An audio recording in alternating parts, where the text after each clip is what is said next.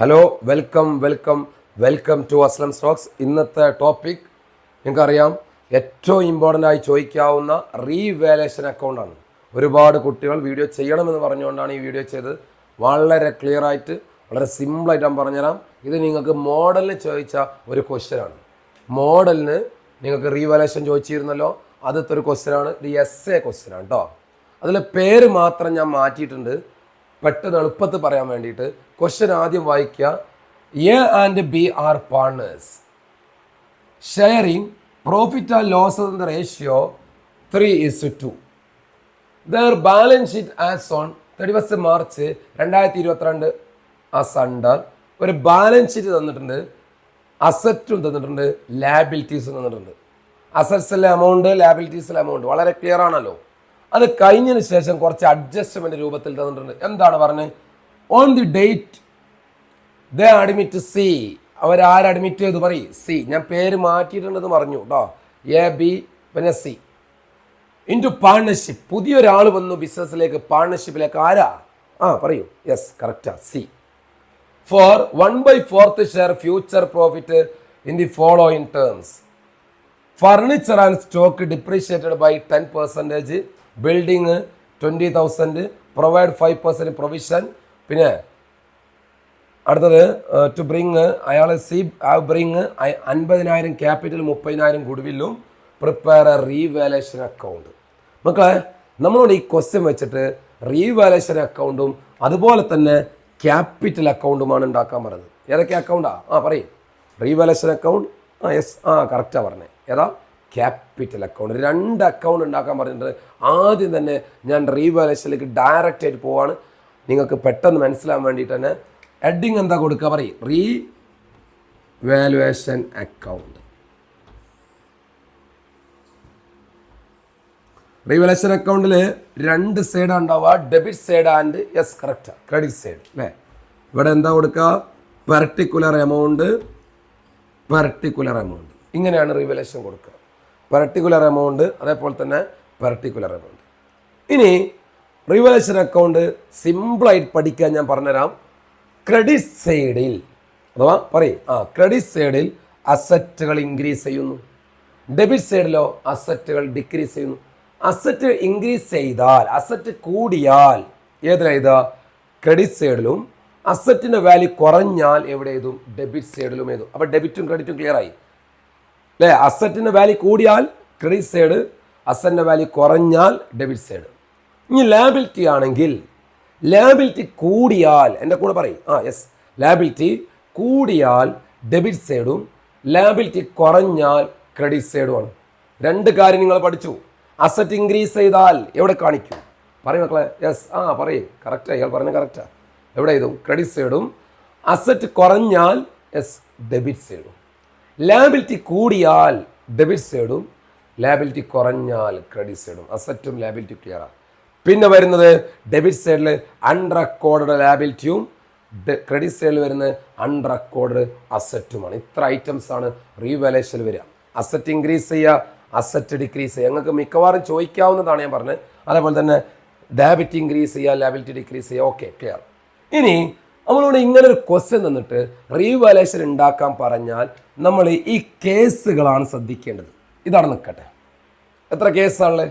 1 2 3 4 case ഉണ്ട് അല്ലേ. ഒന്നാമത്തെ കേസ് ശ്രദ്ധിക്കുക. Furniture and stock depreciated by 10%. മക്കളെ വായിക്കി. ഫർണിച്ചർ ആൻഡ് സ്റ്റോക്ക് ഡിപ്രീഷിയേറ്റഡ് എന്ന് പറഞ്ഞാൽ ഫർണിച്ചറും സ്റ്റോക്ക് എവിടെ കിടക്കുന്നത്? അസറ്റിലല്ലേ. ഒന്ന് ഫർണിച്ചർ, 2 സ്റ്റോക്ക്. എന്താ സംഭവിച്ച? ഫർണിച്ചറും സ്റ്റോക്കിനും 2 അസറ്റാണല്ലോ. ഡിപ്രീഷിയേറ്റഡ് എന്ന് പറഞ്ഞാൽ അതിൻ്റെ വാല്യൂ കുറഞ്ഞു. എത്ര ശതമാനം? 10%. ക്ലിയർ അല്ലേ? അസറ്റിൻ്റെ വാല്യൂ കുറഞ്ഞേക്കാണല്ലോ അല്ലേ.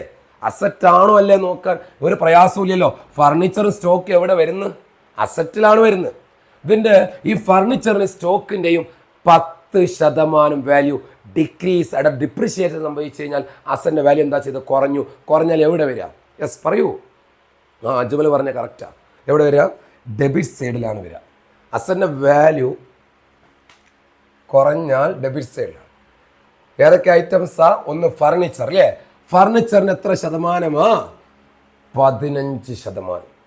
അപ്പോൾ ഡിപ്രീഷിയേറ്റഡ് ബൈ ഫർണിച്ചർ അങ്ങനെയാണ് ഇതൻ്റെ അല്ലേ? ഡിപ്രീഷിയേറ്റഡ് ബൈ ഫർണിച്ചർ അല്ലെങ്കിൽ ഫർണിച്ചർ എന്ന് എഴുതിയാലും മതി. എത്രയാ? അതിൻ്റെ 10% എന്ന് പറയുമ്പോൾ 1500. അതേപോലെ തന്നെ സ്റ്റോക്കിന്റെ വാല്യൂ എത്രയാ? 30,000 10%. സ്റ്റോക്ക് 3000. ഇത് രണ്ടും ഡെബിറ്റ് സൈഡിൽ എഴുതാൻ കാരണം രണ്ടിൻ്റെ വാല്യൂ ഡിപ്രീഷിയേറ്റ് സംഭവിച്ചു. ആ 10% മാത്രം എടുത്താൽ മതി. വാല്യൂ കുറഞ്ഞാൽ, അസറ്റിന്റെ വാല്യൂ കുറഞ്ഞാൽ മക്കളെ പറയും എവിടെ എഴുതുക? ഡെബിറ്റ് സൈഡിലാണ് ഇത്. രണ്ടാമത്തത് അത് കഴിഞ്ഞു, പക്ക ക്ലിയർ. രണ്ടാമത്തത് building is appreciated. Building is appreciated എന്ന് പറഞ്ഞാൽ വാല്യൂ കൂടി. അസറ്റിന്റെ വാല്യൂ കുറയുന്നതിന്റെ പേരാണ് മക്കളെ ഡിപ്രീസിയേഷൻ. അസറ്റിന്റെ വാല്യൂ കൂടുന്നതിന്റെ പേരെന്താ? അപ്രീസിയേഷൻ. ഓക്കെ ആണല്ലോ? അപ്രീസിയേഷൻ പറഞ്ഞാൽ അസറ്റിന്റെ വാല്യൂ കൂടാണോ കുറയാണോ? കൂടാണ്. ഏതിന്റെ വാല്യൂ കൂടിയത്? ബിൽഡിംഗ് എന്താ സാധനം? ഒരു അസറ്റ് ആണല്ലോ. ബൈ എന്നാണ് പറഞ്ഞു. ഇവിടെ ശ്രദ്ധിച്ചോ, ബൈ എന്ന് പറഞ്ഞാൽ എത്രയായി കൂടി? 20,000 കൂടി. അപ്പൊ എത്ര രൂപന്റെ വാല്യൂ ആണ് മക്കളെ കൂടിയത്? 20,000 രൂപ. ബൈ എന്ന് പറഞ്ഞാൽ നിങ്ങൾ ഇങ്ങനെ കമ്പയർ ചെയ്യാൻ വേണ്ടി പോകരുത്. 20,000 രൂപന്റെ വാല്യൂ പറയ്. യെസ്, കൂടി എന്ന് പറഞ്ഞാൽ അസറ്റിന്റെ വാല്യൂ കൂടിയാൽ എവിടെ വരിക? നിങ്ങൾക്കറിയാം എവിടെ വരിക? ക്രെഡിറ്റ് സൈഡിലല്ലേ? ഏത് ഐറ്റം? യെസ്, കറക്റ്റാ, ബിൽഡിംഗ്. എത്രയായിട്ടാ കൂടിയ ബിൽഡിങ്? ബിൽഡിംഗ് എത്രയായിട്ടാ മക്കളെ കൂടിയത്? 20,000. ബൈ ആണല്ലോ. 20,000 അതുപോലെ ഇത് കമ്പയർ ചെയ്യരുത്. ബാലൻസ് ഷീറ്റ് ഇതുമായിട്ട് കമ്പയർ ചെയ്യണമെങ്കിൽ അറ്റ് വരണം. ഇവിടെ ബൈ ആയതുകൊണ്ട് നമ്മൾ ആ സംഖ്യ മാത്രം എഴുതിയാൽ മതി. അതും കഴിഞ്ഞു. ക്ലിയർ, പാക്ക ക്ലിയർ. മൂന്നാമത്തത് പ്രൊവിഷൻ 5% ഓൺ ഡെപ്റ്റേഴ്സ്. ഈ ഡെപ്റ്റേഴ്സ് എവിടെ കിടക്കുന്ന മക്കളെ? അസറ്റ് സൈഡിലല്ലേ? ഡെപ്റ്റേഴ്സ് എന്ന് പറഞ്ഞാൽ ബിസിനസ്സിലേക്ക് ക്യാഷ് തരാനുള്ള ആൾക്കാരാണല്ലോ. ക്യാഷ് തരാനുള്ള ആൾക്കാരൊക്കെ ഡെപ്റ്റേഴ്സാ. നമുക്ക് തരാനുള്ളതൊക്കെ അസറ്റും കൊടുക്കാനുള്ളതൊക്കെ എന്താ? ലയബിലിറ്റിയാ. എത്രയാ ഡെപ്റ്റേഴ്സ് ഉള്ളത്? 20,000. ഈ ഡെപ്റ്റേഴ്സിന്റെ 5% പ്രൊവിഷൻ ഫോർ ഡൗട്ട്ഫുൾ ഡെപ്റ്റ് എന്ന് പറഞ്ഞാൽ ഈ ഡെപ്റ്റേഴ്സിന്റെ 5% ആൾക്കാർ തരാനുള്ള ചാൻസ് വളരെ കുറവാണ് മക്കളെ. തരാനുള്ളത് ഒരു അസറ്റാണ്. തരാനുള്ള ചാൻസ് കുറവായാൽ ആ അസറ്റിന്റെ വാല്യൂ എന്ത് ചെയ്തു? കുറഞ്ഞു. 20,000 രൂപ തരാനുണ്ടല്ലോ പല ആൾക്കാരും. അത് അസറ്റാണല്ലോ. അതിൽ എത്ര ശതമാനമാണ് തരാനുള്ള ചാൻസ് ഇല്ലാത്തത്? 5% ആണ്. 20,000ന്റെ 5% എന്ന് പറഞ്ഞാൽ എത്രയാ? 20,000ന്റെ 5% 1000 രൂപ. ഈ 1000 രൂപ തരാനുള്ള ആൾക്കാർ തരാനുള്ള ചാൻസ് വളരെ കുറവാണ്. അപ്പൊ 20,000 രൂപയിൽ എത്ര രൂപ ചാൻസ് വളരെ കുറവാ? 1000 രൂപ. അപ്പൊ എത്ര രൂപന്റെ വാല്യൂ കുറഞ്ഞു? 5%. എത്രയാ 5%? പറയ്. യെസ്, മീനാക്ഷി പറഞ്ഞ വളരെ കറക്റ്റാ. 5% എന്ന് പറയുമ്പോൾ ഡെപ്റ്റേഴ്സിന്റെ 5% അല്ലേ? ഇവിടെ എഴുതും. എന്ത് ചെയ്താ? Provision for debtors. എന്ത് ചെയ്താ? പ്രൊവിഷൻ ഫോർ ഡെപ്റ്റേഴ്സ് എത്രയാ? 1000. എന്തുകൊണ്ട് ഇവിടെ എഴുതി? ഡെപ്റ്റേഴ്സ് എന്ന അസറ്റാണ്. കിട്ടാനുള്ളതാ എത്ര രൂപ? 20,000. അതിൽ എത്ര രൂപയാ ഡൗട്ട് ഉള്ളത്? കിട്ടാനുള്ള ചാൻസ് വളരെ കുറവുള്ളത്? 5% എത്രയാ? 1000 രൂപ. ഇനി അടുത്തത് C have to bring 50,000 capital 30,000 goodwill. ഈ ക്യാപിറ്റലും ഗുഡ്വില്ലും റീവാലുവേഷൻ എടുക്കുകയില്ല. പക്ക ക്ലിയർ. ക്യാപിറ്റലും ഗുഡ്വില്ലും റീവാലുവേഷൻ എടുക്കുകയില്ല. അത് മെയിൻറ്റെയിൻ ചെയ്യേണ്ട. അസറ്റുകളും ലാബിലിറ്റീസുമാണല്ലോ എടുക്കുക. അതുകൊണ്ട് ഇത്രേ ഭാഗ്യമുള്ളൂ. പക്ക ക്ലിയർ. ഇനി നമ്മൾ എന്താ ചെയ്യേണ്ടത്? രണ്ട് സൈഡും നോക്കുക. ഇതേതാ? Credit side. ഇതോ ഡെബിറ്റ് സൈഡ്. ഈ ഭാഗത്ത് എത്ര രൂപയുള്ളത്? 20,000. അപ്പോൾ ക്രെഡിറ്റ് സൈഡിലെ എമൗണ്ട് പറയും 20,000. ഡെബിറ്റ് സൈഡിലെ എമൗണ്ട് പറയും 1000 പ്ലസ് 3000. Yes, correct. 4000. 4000 പ്ലസ് 1500 എത്രയാ? 5500 അല്ലേ? 1000 പ്ലസ് 3000, 4000 പ്ലസ് 1500 എത്ര? 5500. 5500 ഡെബിറ്റിലും 20,000 രൂപ ക്രെഡിറ്റിലും. ഏത് ഭാഗമാണ് കൂടുതൽ? ക്രെഡിറ്റ് അല്ലേ? ക്രെഡിറ്റ് കൂടുക എന്ന് പറഞ്ഞാൽ റീവാലുവേഷൻ പ്രോഫിറ്റ് ആണ്. അതിൻ്റെ അർത്ഥം ക്രെഡിറ്റ് കൂടാറിന് അസറ്റിന്റെ വാല്യൂ കൂടുകയും ലാബിലിറ്റിന്റെ വാല്യൂ കുറയുകയാണ് അല്ലേ? ഡെബിറ്റ് കൂടാറിനാലോ അസറ്റിന്റെ വാല്യൂ കുറയുകയും ലാബിലിറ്റിയുടെ വാല്യൂ കൂടുകയാണ് ചെയ്യുന്നത്. അപ്പോൾ ഏത് ഭാഗം കൂടുമ്പോഴാണ് ലാഭം ഉണ്ടാവുക? Credit side. അതിന് അർത്ഥം എന്താ? അസറ്റിൻ്റെ വാല്യൂ കൂടുക, ലാബിലിറ്റി കുറയുക, അതല്ലേ? അപ്പോൾ ഈ ഭാഗം കൂടിയാൽ, ക്രെഡിറ്റ് സൈഡ് കൂടിയാൽ ലാഭമാണ്. കൂടുതൽ രണ്ട് സൈഡ് കുമേരി. പക്ക ക്ലിയർ ആയിരിക്കും എന്ന് വിചാരിക്കുന്നു. 20,000 രണ്ട് സൈഡ് കുമേരി. ക്ലിയർ ആണല്ലോ? അതിൽ നിന്ന് എത്ര കുറച്ചു? 5,500 കുറച്ചു അല്ലേ? 20,000 മൈനസ് 5,500. 20,000 മൈനസ് 5,500 എത്രയാ? Yes, correct. അപ്പൊ എന്താ? റീവാലുവേഷൻ പ്രോഫിറ്റ് അല്ലേ? പ്രോഫിറ്റ് അല്ലേ?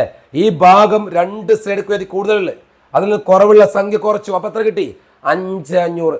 5,500 കുറവുള്ള ഭാഗമാണ്. അപ്പൊ 20,000 നിന്ന് 5,500 കുറച്ചാൽ കിട്ടുന്ന എമൗണ്ട് 14,500 അല്ലേ?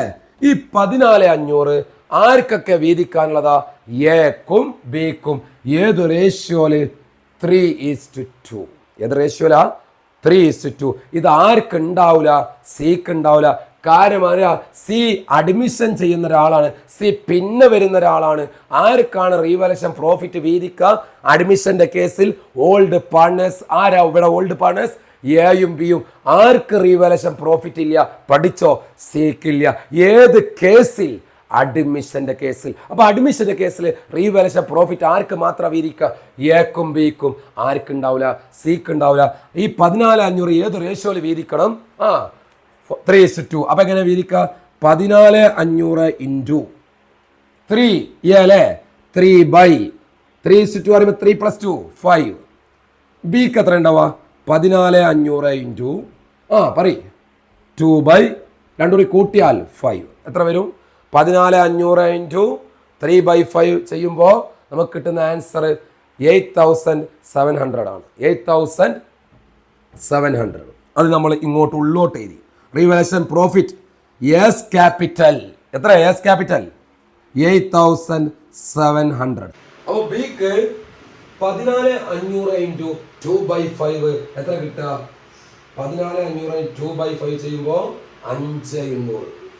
5,800 ആണ്. അപ്പോൾ ഈ റീവാലുവേഷൻ പ്രോഫിറ്റ് കൊടുക്കുമ്പോൾ S capital to B's capital എന്ന് പറഞ്ഞിട്ട് ഇത് ക്യാപിറ്റൽ അക്കൗണ്ടിലേക്ക് ട്രാൻസ്ഫർ ചെയ്യും. ഓക്കെ, പക്ക റീവാലുവേഷൻ ഓക്കെ ആണല്ലോ? ഇനി നമ്മളോട് എന്തുണ്ടാക്കാൻ പറഞ്ഞിട്ടുണ്ട്? Revaluation account and capital account അല്ലേ? അപ്പൊ നമ്മൾ ഇത് കഴിഞ്ഞ ഉടൻ തന്നെ ഏതുണ്ടാക്കണം? Capital account. ക്യാപിറ്റൽ അക്കൗണ്ട് ഉണ്ടാക്കുമ്പോ എ ബി സി മൂന്നാൾക്കും ക്യാപിറ്റൽ ഉണ്ടാവും. അപ്പൊ capital account of A comma B comma C. മൂന്നാളെ ക്യാപിറ്റൽ അക്കൗണ്ട് ആണല്ലേ? ഇവിടെ എ ഇത് മൂന്നാളുണ്ട് അല്ലേ? A B C. ഇവിടെ അതേപോലെ തന്നെ പർട്ടിക്കുലർ എന്ന് കൊടുക്കും. ഇവിടെ എ ബി സി. ജസ്റ്റ് മനസ്സിലാവാൻ വേണ്ടിയിട്ടൊന്ന് പറയാന്നുള്ളൂ കേട്ടോ. Okay, clear.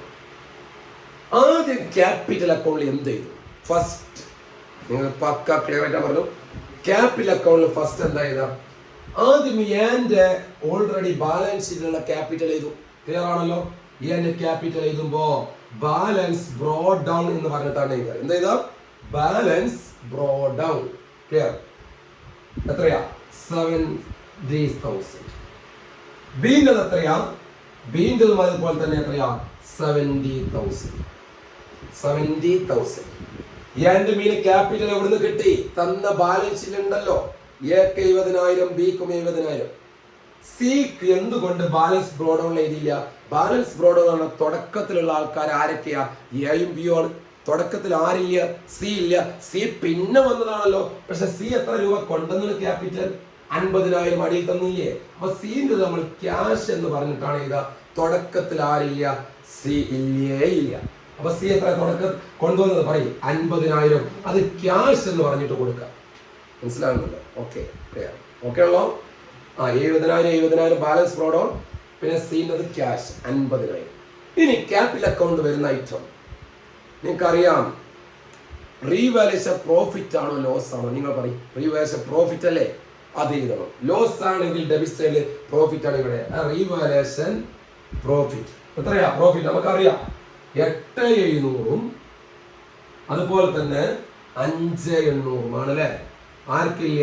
സിക്കില്ല. Revaluation profit 8,700 5,800. ഇനി മൂന്നാമത്തെ ഒരു സംഭവം കൂടി ശ്രദ്ധിക്കാം. ഇപ്പൊ എന്തൊക്കെയായി? ക്യാപിറ്റലായി, റീവാലുവേഷൻ പ്രോഫിറ്റ് ആണോ ലോസ് ആണോ? പ്രോഫിറ്റ് ആണ്. ഇനി മൂന്നാമത്തെ കാര്യം വളരെ പ്രധാനപ്പെട്ടതാണ്. ഗുഡ്വിൽ ആര് കൊണ്ടുവരുന്നതാ? സി കൊണ്ടുവരുന്നതാ. എന്തിനാ സി ഗുഡ്വിൽ കൊണ്ടുവരുന്നത്? ബിസിനസ് സ്ഥാപനത്തില് ആര് സാക്രിഫൈസ് ചെയ്യുന്നു? എയും ബിയും ആർക്ക് വേണ്ടി സാക്രിഫൈസ് ചെയ്യുന്നു? സിക്ക് വേണ്ടി സാക്രിഫൈസ് ചെയ്യുന്നു. അതുകൊണ്ട് സാക്രിഫൈസ് ചെയ്യുന്നത് ആരാ? സി വരുന്നതുകൊണ്ട് ആരാണ് സാക്രിഫൈസ് ചെയ്യുന്നത്? എയും ബിയും. അപ്പൊ ഗുഡ്വിൽ കൊണ്ടുവരേണ്ടത് ആരാ? സി. സി എത്രയാ കൊണ്ടുവരുന്നത്? 30,000. അത് ആർക്ക് കൊടുക്കാനുള്ളതാ? ആർക്ക് കൊടുക്കാനുള്ളതാ? എക്കും ബിക്കും. ഏത് റേഷ്യോയിലാ കൊടുക്കുക? Sacrifice ratio. ഗുഡ്വില്ല് കൊടുക്കുന്ന റേഷ്യോ പറയും. അഡ്മിഷന്റെ കേസിൽ സാക്രിഫൈസ് റേഷ്യോ. ഇവിടെ നിങ്ങൾക്ക് റേഷ്യോ തന്നത് 3:2. പുതിയ റേഷ്യോ തന്നിട്ടില്ല. അതുകൊണ്ട് സാക്രിഫൈസ് റേഷ്യോ പഴയ റേഷ്യോ തന്നെ ആയിരിക്കും. പുതിയ റേഷ്യോ കൂടി തന്നിട്ടുണ്ടെങ്കിൽ സാക്രിഫൈസ് റേഷ്യോ നിങ്ങൾ കണ്ടുപിടിക്കണം. എങ്ങനെ കണ്ടുപിടിക്കുക? Old ratio minus, yes correct, Ajmal പറഞ്ഞ കറക്റ്റാ, old ratio minus new ratio. പക്ഷേ ഇവിടെ ഇപ്പൊ എന്താ തന്നത്? 3:2. ഓൾഡ് റേഷ്യോ തന്നിട്ടുണ്ട്, ഏത് തന്നിട്ടില്ല? ന്യൂ റേഷ്യോ തന്നിട്ടില്ല. അതുകൊണ്ട് ഗുഡ്വില്ല് എന്ന് പറഞ്ഞത് നമുക്കിവിടെ പ്രീമിയം എന്ന് പറഞ്ഞു കഴിഞ്ഞാൽ, പ്രീമിയം എത്ര രൂപ? ഗുഡ്വില്ല് 30,000 രൂപ. 30,000 3:2 അല്ലെ? 3:2 പറയുമ്പോ എത്രയാ? 30,000 ഇൻറ്റു സാക്രിഫൈസ് റേഷ്യോ. 3:2 കൊടുക്കാൻ കാരണം പുതിയ റേഷ്യോ തന്നിട്ടില്ലെങ്കിൽ ഓൾഡ് റേഷ്യോനാണ് സാക്രിഫൈസ് റേഷ്യോ. 3:2 പറയുമ്പോ 30,000 ഇൻറ്റു 3/5 ആർക്ക് കിട്ടും? അല്ലെ? 30,000 ഇൻറ്റു 3/5 എന്ന് പറയുമ്പോ എത്ര കിട്ടും? 18,000.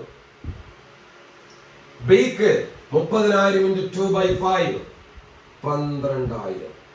ക്ലിയർ ആണോ അല്ലെ? അപ്പൊ എക്കും കിട്ടി, പറയും ബിക്കും കിട്ടി. ആരാ കൊടുത്തത്? സി. പക്ക ക്ലിയർ. ഇത്രയേ ഉള്ളൂ ക്യാപിറ്റൽ അക്കൗണ്ട്. ഫസ്റ്റ് ഏതാ? Balance brought down. പിന്നെ സിന്റെ ക്യാപിറ്റൽ ക്യാഷ്. 3 revaluation profit.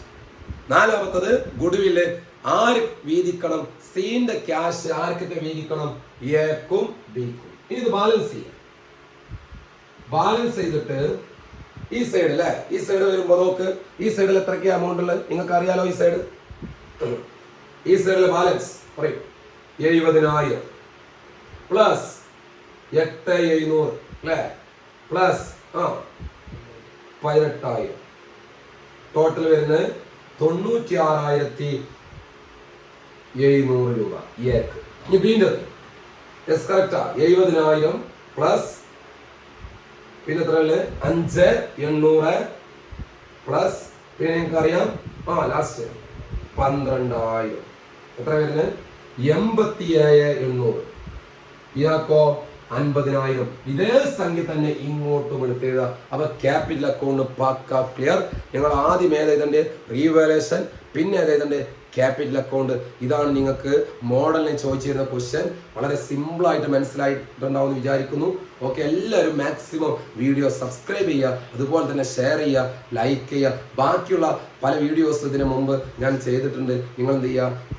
ഇതിൻ്റെ വീഡിയോ ലിങ്ക് പോയിട്ട് എന്ത് ചെയ്യുക? സെർച്ച് ചെയ്യുക. ഓക്കെ, എല്ലാവർക്കും ഹാപ്പി. Okay, thank you.